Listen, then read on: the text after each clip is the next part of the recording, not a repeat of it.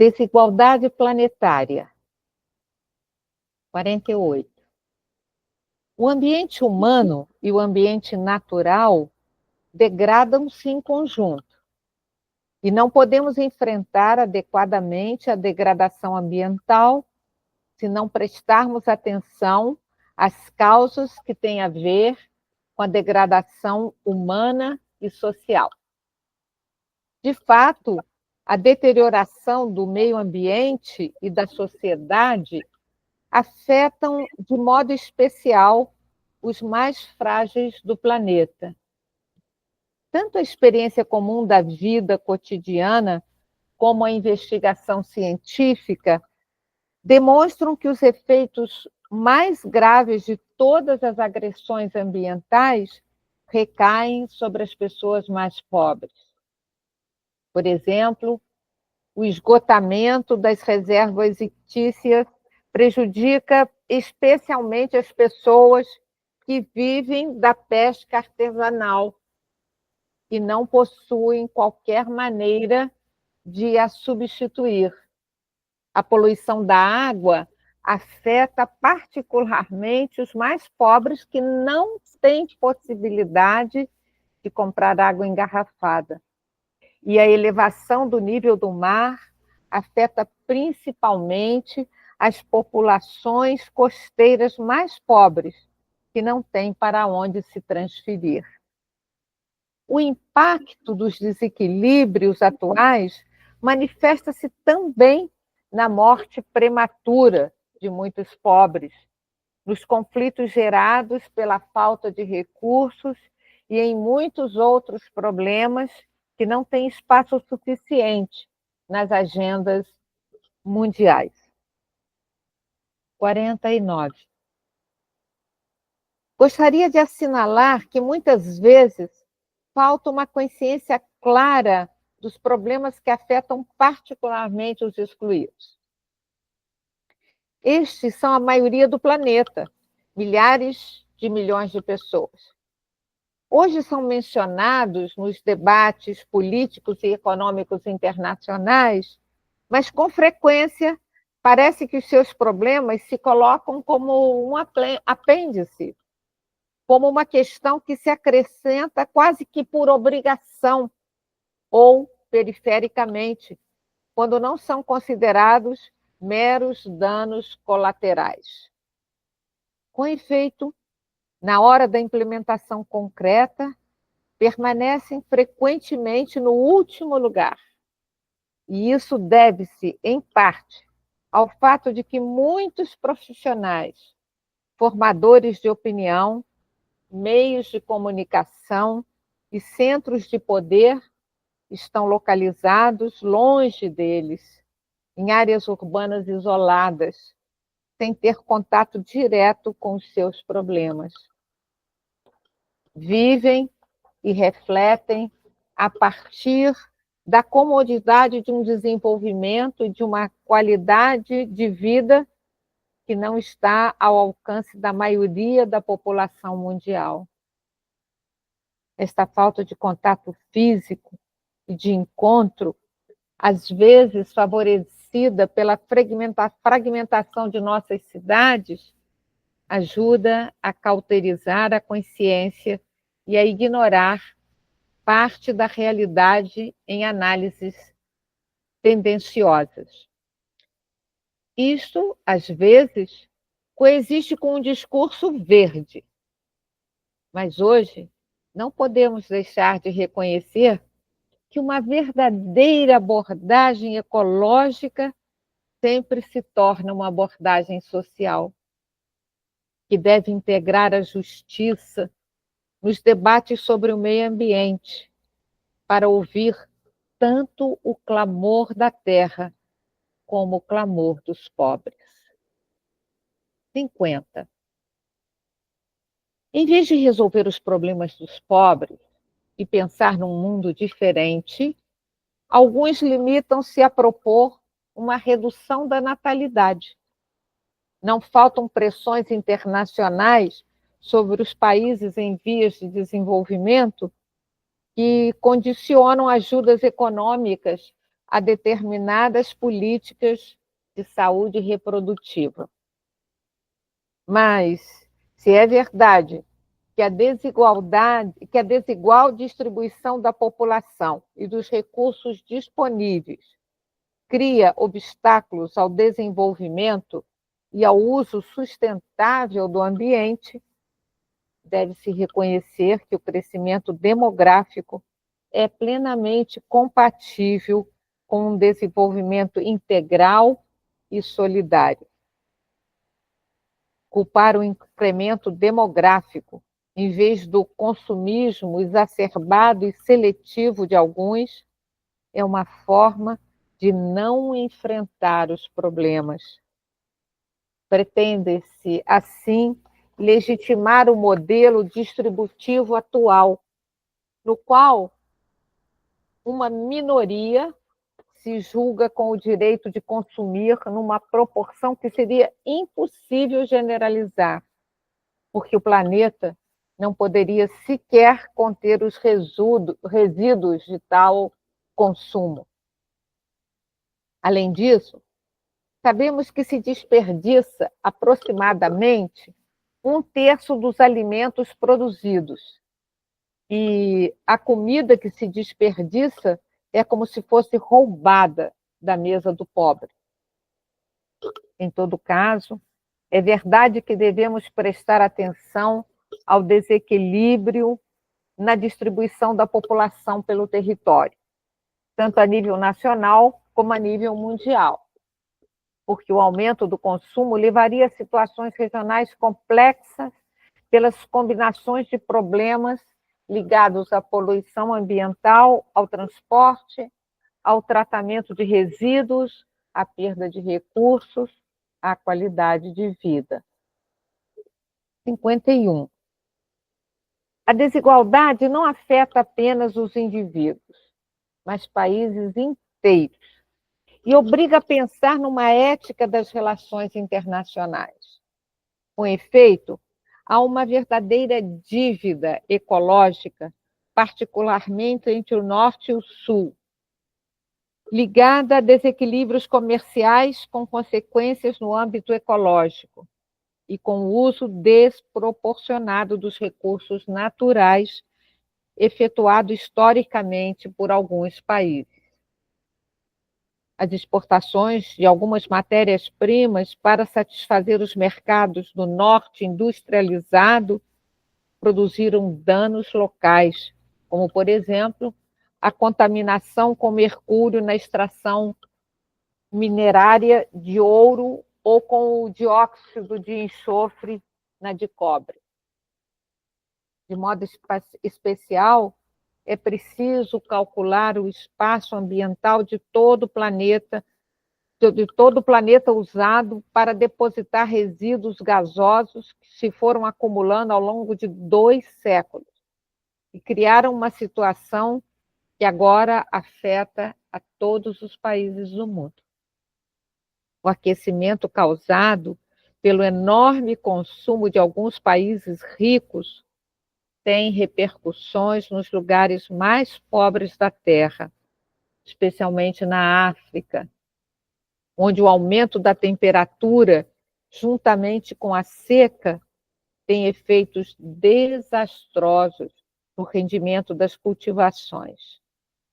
A isto acrescentam-se os danos causados pela exportação de resíduos sólidos e líquidos tóxicos para os países em via de desenvolvimento e pela atividade poluente de empresas que fazem nos países menos desenvolvidos aquilo que não podem fazer nos países que lhes dão o capital.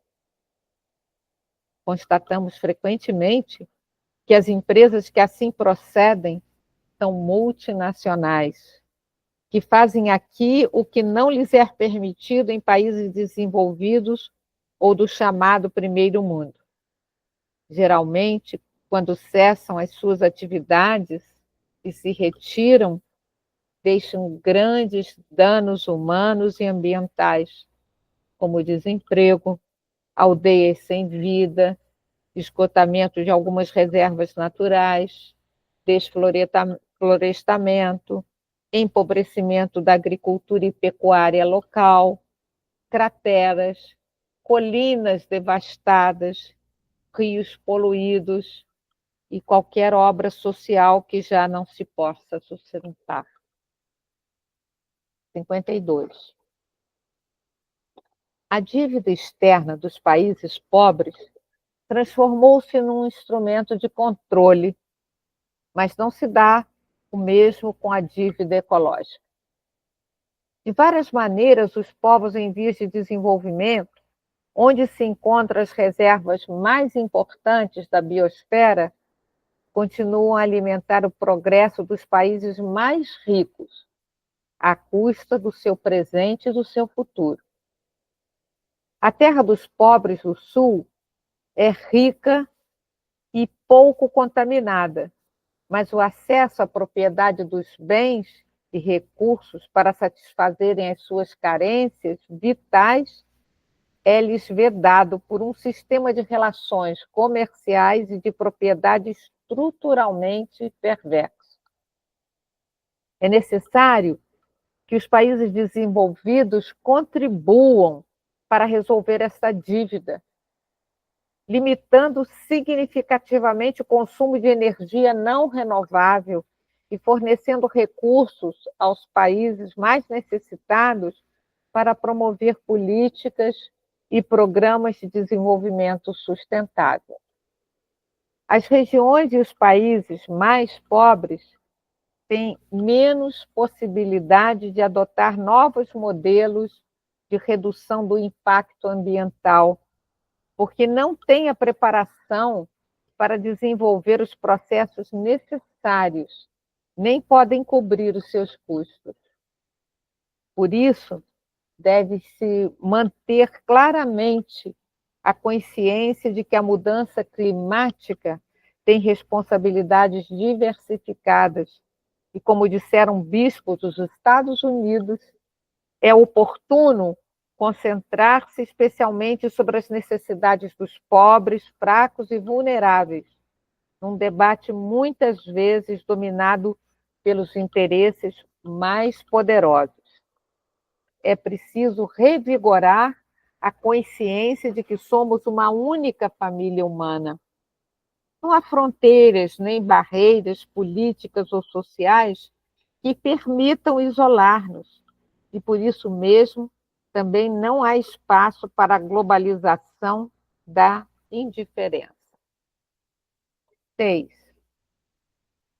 Fraqueza das reações. 53. Essas situações provocam os gemidos da irmã Terra, que se une aos gemidos dos abandonados do mundo, com um lamento que reclama de nós outro rumo. Nunca maltratamos e ferimos a nossa casa comum como nos últimos 2 séculos. Mas somos chamados a tornar-nos os instrumentos de Deus Pai para que nosso planeta seja o que Ele sonhou ao criá-lo e corresponda a seu projeto de paz, beleza e plenitude.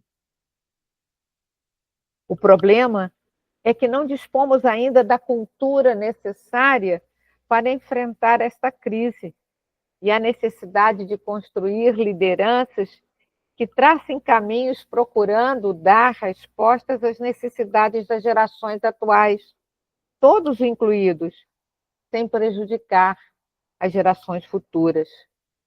Torna-se indispensável criar um sistema normativo que inclua limites invioláveis e assegure a proteção dos ecossistemas, antes que as novas formas de poder derivadas do paradigma técnico-econômico acabem por arrastá-los não só com a política, acabam por arrasá-los não só com a política, mas também com a liberdade e a justiça.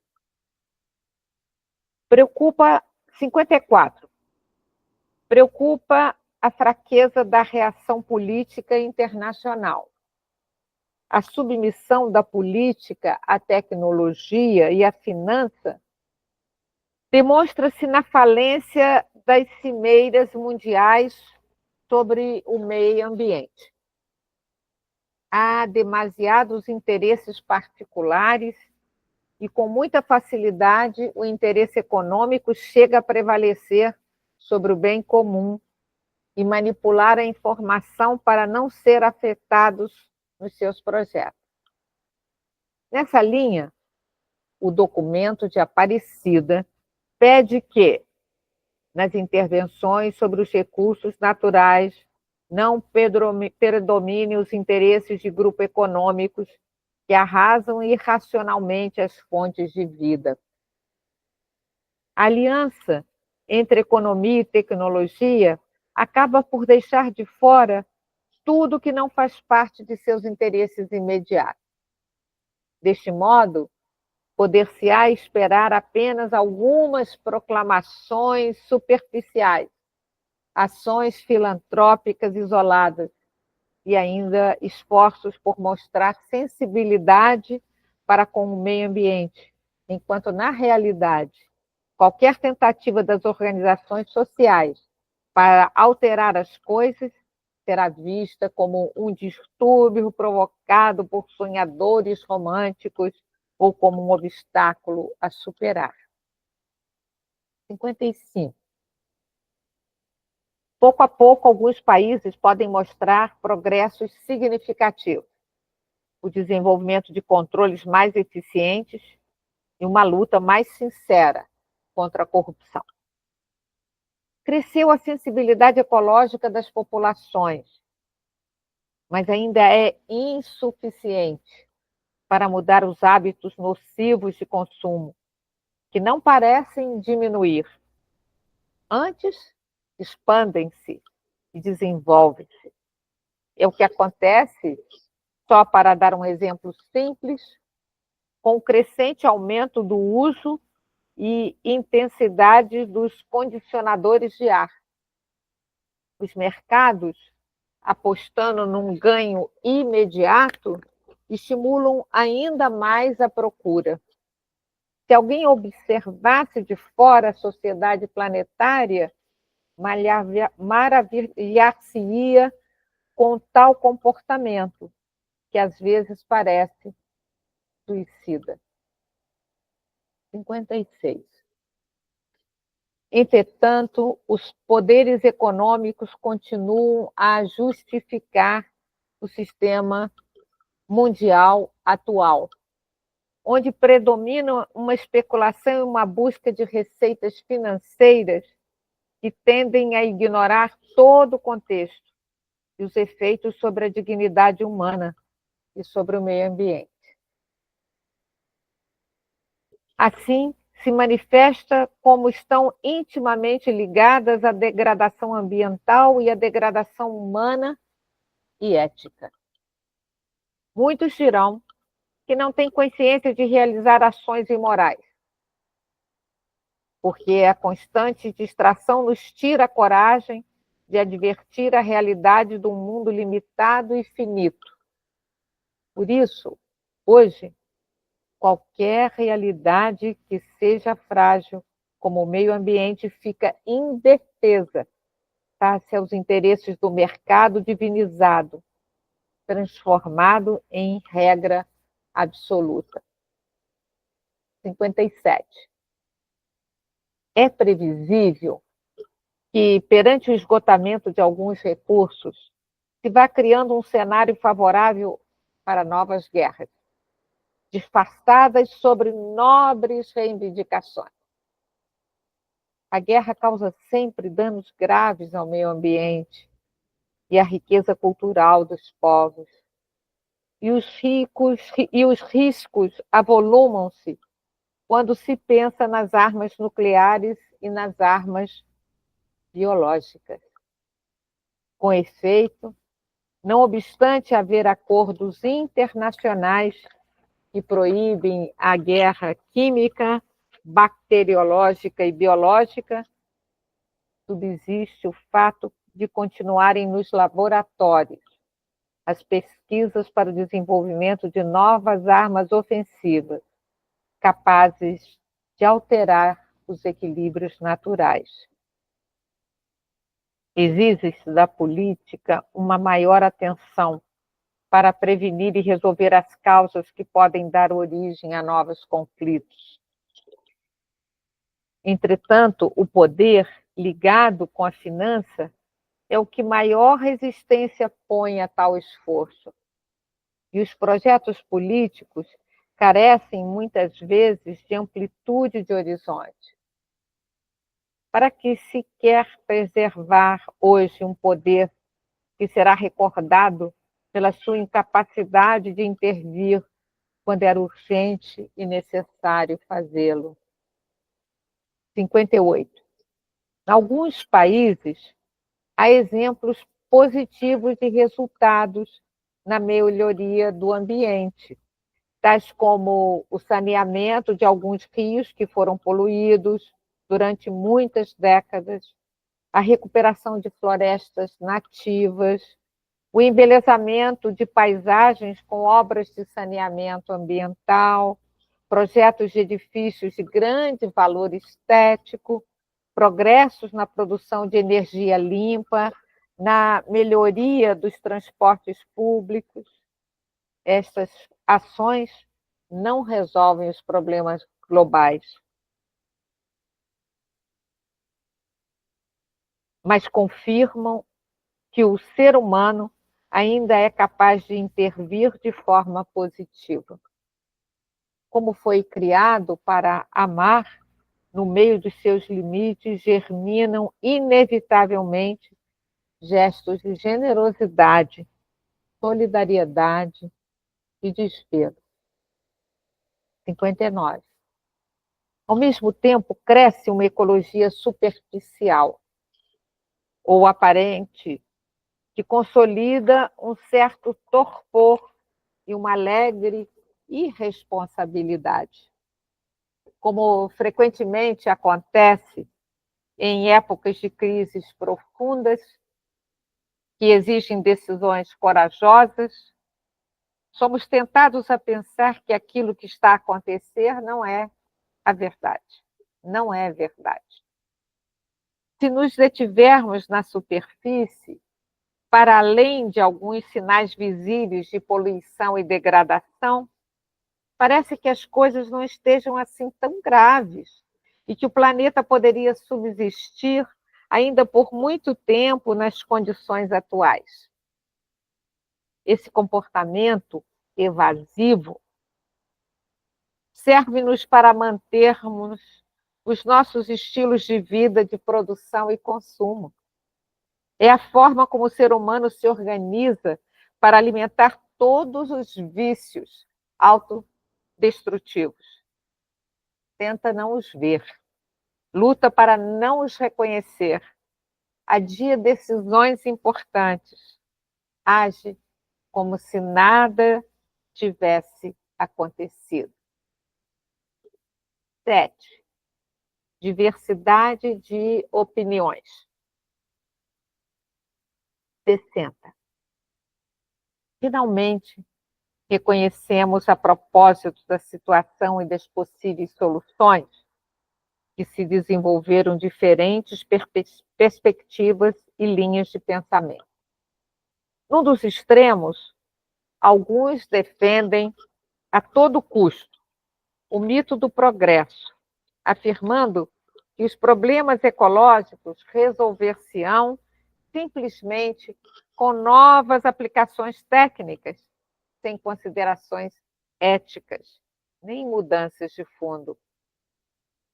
No extremo oposto, outros pensam que o ser humano, com qualquer uma das suas intervenções, só pode ameaçar e comprometer o ecossistema mundial, pelo que convém reduzir a sua presença no planeta e impedir-lhe todo tipo de intervenção. Entre esses extremos, a reflexão deveria identificar possíveis cenários futuros, porque não existe só um caminho de solução. Isso deixaria espaço para uma variedade de contribuições que poderiam entrar em diálogo a fim de se chegar a respostas abrangentes. 61. Sobre muitas questões concretas, a Igreja não tem motivo para propor uma palavra definitiva e entende que deve escutar e promover o debate honesto entre cientistas, respeitando a diversidade de opinião. Basta, porém, olhar a realidade com sinceridade para ver que há uma grande deterioração da nossa casa comum. A esperança convida-nos a reconhecer que sempre há uma saída, sempre podemos mudar de rumo, sempre podemos fazer alguma coisa para resolver os problemas. Todavia, parece notar-se sintomas de um ponto de ruptura, por causa da alta velocidade das mudanças e da degradação, que se manifestam tanto em catástrofes naturais regionais, como em crises sociais e mesmo financeiras, uma vez que os problemas do mundo não se podem analisar nem explicar de forma isolada. Há regiões que já se encontram particularmente em risco, e prescindindo de qualquer previsão catastrófica, o certo é que o atual sistema mundial é insustentável a partir de vários pontos de vista, porque deixamos de pensar nas finalidades da ação humana. Se o olhar percorre as regiões de nosso planeta, apercebemos-nos depressa de que a humanidade frustrou a expectativa divina.